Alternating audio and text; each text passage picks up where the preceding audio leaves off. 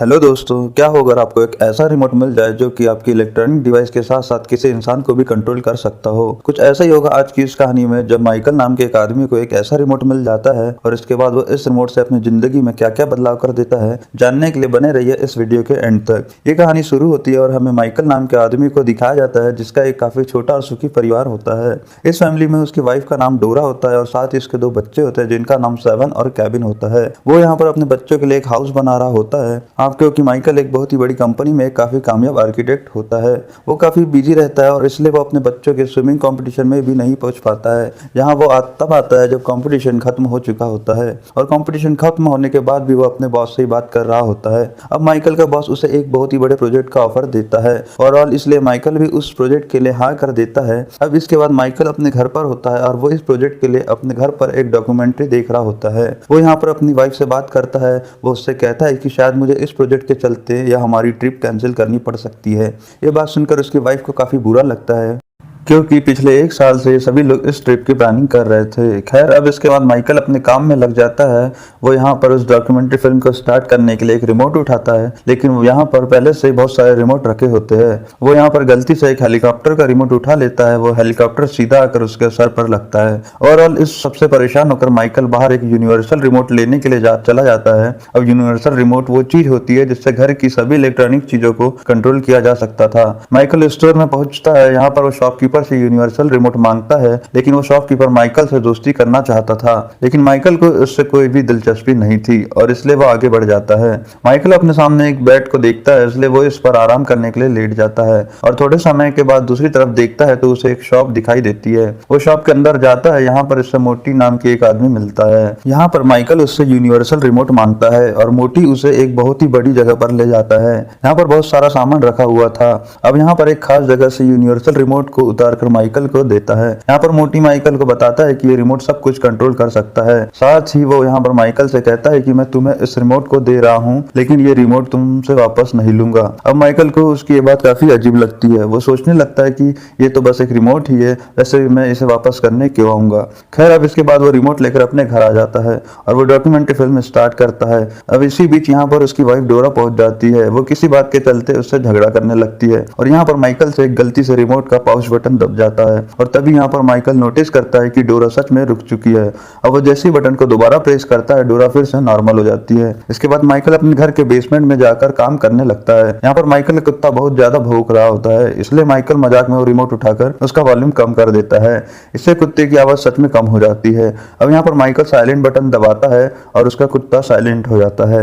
अब ये सब देखकर माइकल एकदम से हैरान रह जाता है। इसके बाद वो अपने कुत्ते की जरूरी काम कराने के लिए उसे गार्डन में ले जाता है। यहाँ पर फास्ट फॉरवर्ड का बटन दबा देता है और इससे उसका कुत्ता सभी काम जल्दी जल्दी कर लेता है। अब इसके अगले दिन हमें डोरा की फ्रेंड को दिखाया जाता है। वो डोरा के पास आई थी और यहाँ पर माइकल उस रिमोट का यूज करते हुए उसे म्यूट कर देता है। अब इसके बाद माइकल फिर से मोती से मिलने के लिए जाता है। यहाँ पर माइकल उससे कहता है कि मैं उस दिन तुम्हारी बात ठीक से समझ नहीं पाया था, तुमने तो यार सच में मुझे एक जादुई रिमोट दे दिया है। मोती यहाँ पर माइकल से कह रहा है कि ये जो तुम्हारे हाथ में रिमोट है ये सच में एक यूनिवर्सल रिमोट है, इससे तुम सब कुछ कंट्रोल कर सकते हो, यहाँ तक कि तुम इससे अपनी लाइफ को भी कंट्रोल कर सकते हो।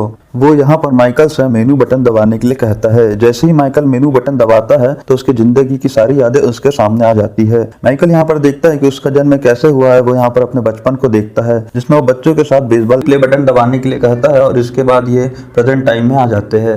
इसके बाद मोल्टी अपना कार्ड माइकल को देता है जिससे कि अगर माइकल को कुछ भी पूछना हो तो वह उससे बात कर सके। अगले सीन में हमें दिखाया जाता है कि माइकल अपने बॉस से मिलने के लिए एक होटल में जाता है। वहां पर उसका बॉस उससे कहता है कि अगर तुमने अपना प्रोजेक्ट पूरा कर लिया है तो तुम्हारा प्रमोशन एकदम पक्का है, अगर तुम ऐसा नहीं कर पाए तो अपने लिए दूसरी नौकरी ढूंढ लो।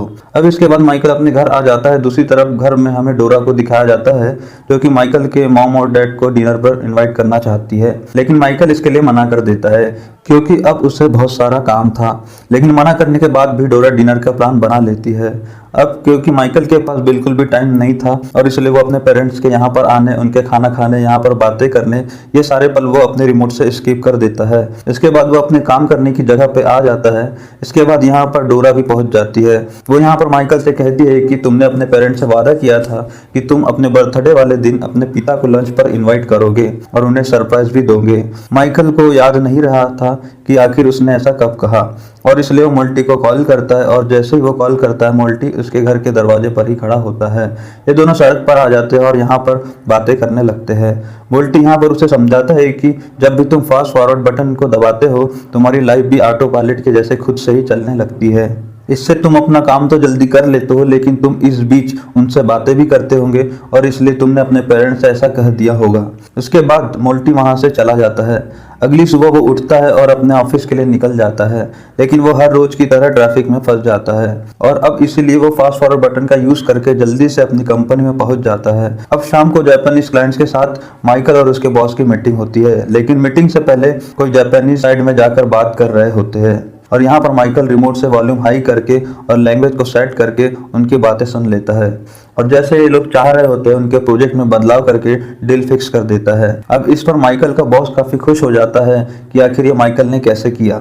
अब माइकल भी काफी खुश होता है क्योंकि उसे जापानीज प्रोजेक्ट मिल चुका है। अब इसलिए वो घर आता है और अपने बच्चों के लिए डोरा के लिए एक महंगा प्यारा सा गिफ्ट खरीद कर लाया होता है और साथ ही वो यहाँ पर डोरा को एक खुशखबरी देता है कि कंपनी में उसका प्रमोशन होने वाला है और अब इसलिए डोरा भी काफी खुश होती है। वो यहाँ पर माइकल को अपनी पहली मुलाकात का गाना गाने के लिए कहती है लेकिन माइकल वो गाना भूल चुका था और इसलिए माइकल फास्ट फॉरवर्ड करके अपनी पहली मुलाकात का गाना सुन लेता है। डोरा फिर से वो गाना सुनकर काफी खुश हो जाती है। खैर अब अगले दिन माइकल जब अपने बॉस से जाकर मिलता है तब उसका बॉस उसे यहाँ पर कहता है कि तुम्हें और भी प्रोजेक्ट करने होंगे, उसके बाद ही तुम्हारा प्रमोशन होगा, लेकिन उन प्रोजेक्ट को पूरा करने में तुम्हें 3 से 4 महीने लग जाएंगे। यहाँ पर माइकल कहता है कि ये बात क्या बकवास है, मैंने अपने प्रमोशन की खुशी में काफी सारी शॉपिंग कर ली है और अपने काफी सारे पैसे बर्बाद कर दिए। उसका बॉस कहता है कि मुझे इन सब से कोई फर्क नहीं पड़ता। इससे माइकल को काफी गुस्सा आता है और वो टाइम को रोककर अपने बॉस को 3-4 चपाटे देता है और बाद में अपने बॉस को नॉर्मल करके वहां से चला जाता है। इसके बाद माइकल मोल्टी के पास जाता है। वो उससे कहता है कि मैं 3 महीने के लिए अपनी लाइफ को फास्ट फॉरवर्ड करना चाहता हूँ लेकिन यहाँ पर मोल्टी उसे ऐसा करने से मना करता है क्योंकि अगर वह ऐसा करता है तो वो अपनी लाइफ में काफी कुछ मिस कर देगा और अब इसके लिए माइकल भी मान जाता है और वो अपने घर चला जाता है। यहाँ माइकल अपने काम में लग जाता है और वो काफी परेशान होता है। वो यहाँ पर अपने बच्चों को भी डांट देता है और अब इस बात के लिए माइकल को काफी बुरा भी लगता है और अब वह फैसला कर लेता है कि मैं 3 महीने आगे जाऊंगा, इससे मेरा क्या बिगड़ जाएगा और इसलिए वो टाइम को फास्ट फॉरवर्ड कर देता है। अब वो सीधा अपने आप को ऑफिस की पार्टी में पाता है जहाँ पर सभी लोग उसे बधाइयाँ दे रहे होते हैं। उसका बॉस उसे प्रमोशन के लिए बधाई देता है और यहाँ पर अपनी गर्लफ्रेंड गिन्नी से भी उसे मिलवाता है और यहाँ पर माइकल को रियलाइज होता है कि उसे अपने प्रमोशन में 2 साल लग गए हैं और उसने अपनी जिंदगी के 2 साल खो दिए हैं। यह सब जानने के बाद माइकल अपनी फैमिली के पास वापस पहुंचता है और वो काफ़ी खुश होता है। अब यहाँ पर उसके बच्चे 2 साल बड़े हो चुके थे और यहाँ पर उसे यह भी पता चलता है कि उसका कुत्ता मर चुका है, तो यह सुनकर उसे काफ़ी दुख होता है। यहाँ पर वह उसकी वाइफ को गले लगाता है और इसी के साथ रिमोट टाइम को फास्ट फॉरवर्ड कर देता है। अब यह देखकर माइकल काफ़ी परेशान हो जाता है कि यह आखिर हुआ कैसे और इसलिए वो फिर से मोल्टी को कॉल करता है लेकिन अचानक से मोल्टी वहां पर पहुंच जाता है जिससे माइकल डर जाता है। यहाँ पर माइकल उसे अपनी परेशानी के बारे में बताता है। मोल्टी उससे कहता है कि तुमने अपनी लाइफ के 2 साल फास्ट फॉरवर्ड कर दिए हैं, तो इस दौरान तुमने जितने भी पल फास्ट फॉरवर्ड किए होंगे यह सारे पल ऑटो फास्ट फॉरवर्ड मोड में चले गए होंगे और यह भी जो हो रहा है यह भी इसी मोड का एक फीचर है। अब माइकल रिमोट को खुद से दूर करने के लिए उसे फेंकता है लेकिन वो रिमोट वापस उसके पास आ जाता है। माइकल उसे तोड़ने की भी कोशिश करता है लेकिन वो रिमोट टूटता ही नहीं और माइकल समझ जाता है कि यह रिमोट उससे अब दूर नहीं होगा। अगली सुबह जब माइकल सुबह उठता है तो वह नहाने और अपना नाश्ता करने का सीन फास्ट फॉरवर्ड होने के डर से बिना नहाए ही अपने ऑफिस चला जाता है।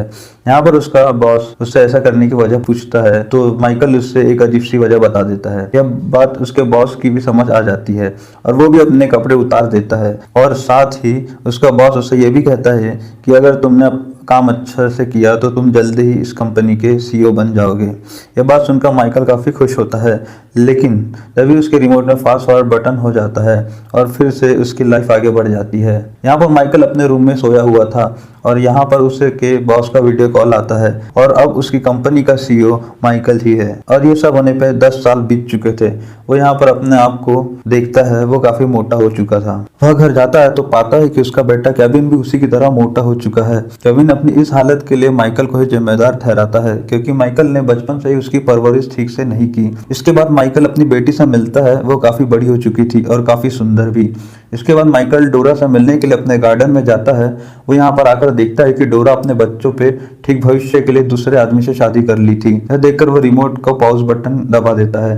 माइकल को काफी गुस्सा आ रहा होता है। वह यह सब का जिम्मेदार मोल्टी को ठहरा रहा होता है और मोल्टी यहाँ पर तुरंत पहुंच भी जाता है और वह कहता है कि देखो, ये जिंदगी तुमने खुद चुनी है, क्योंकि तुमने अपने काम और परिवार के बीच हमेशा काम को ही चुना और इसी वजह से तुम्हारी यह हालत हो चुकी है। यहाँ पर माइकल जैसे ही प्ले का बटन दबाता है तो डोरा का कुत्ता उस पर हमला कर देता है और इससे उसके सर पर चोट लग जाती है।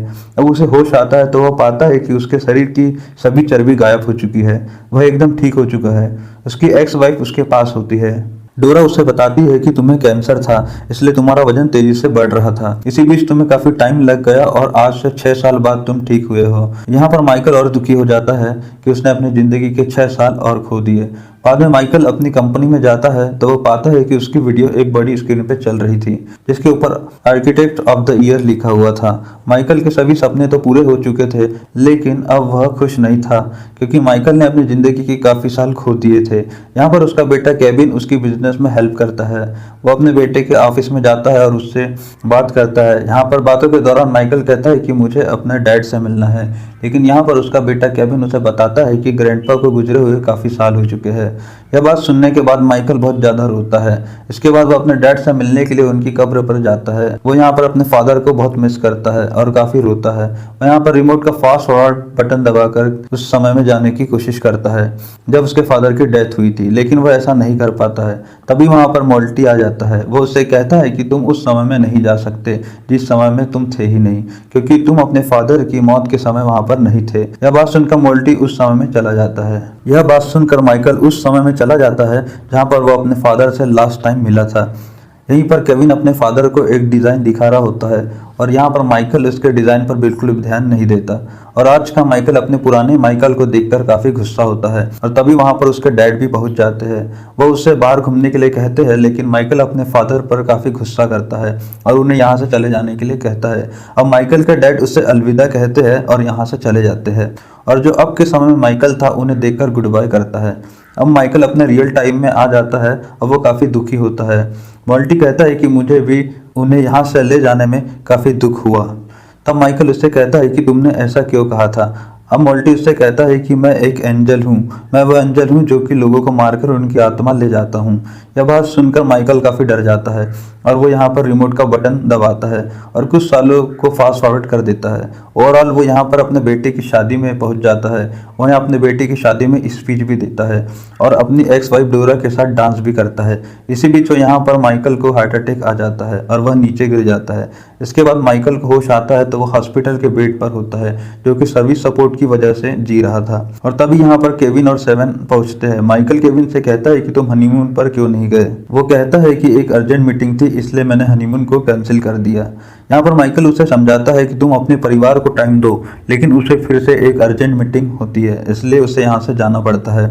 अब उसे समझाने के लिए उसके पीछे पीछे माइकल जाने लगता है, लेकिन तभी मोल्टी भी यहाँ पर पहुंच जाता है। वो उसे बेड पर वापस जाने के लिए कहता है, लेकिन माइकल उसकी बात नहीं मानता।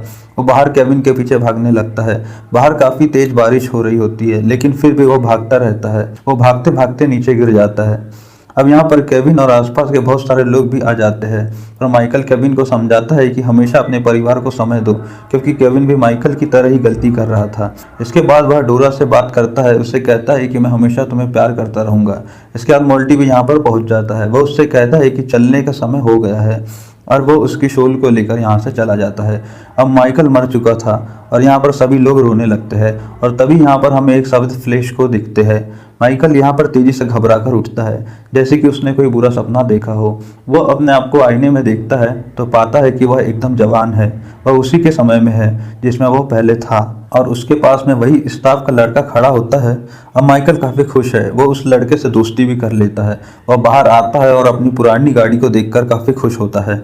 अब माइकल को परिवार का मतलब समझ आ गया था। वो सबसे पहले जाकर अपने मॉम और डैड से मिलता है और उन्हें अपने घर पर डिनर पर इनवाइट करता है।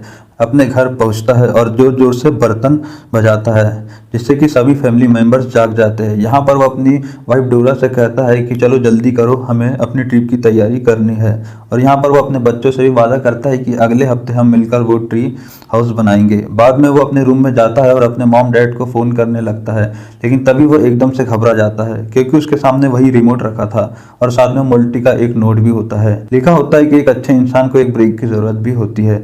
इसके बाद माइकल समझ जाता है कि वह कोई सपना नहीं था, वह सब कुछ रियल था। बाद में माइकल सही फैसला लेता है और वो रिमोट को डस्टबिन में डाल देता है। ओवरऑल अच्छे से अपनी फैमिली के साथ माइकल मिलकर रहने लगता है। इसी के साथ मूवी भी यहाँ पर एंड हो जाती है। दोस्तों वीडियो कैसी लगी कमेंट में ज़रूर बताएं और चैनल को सब्सक्राइब करें।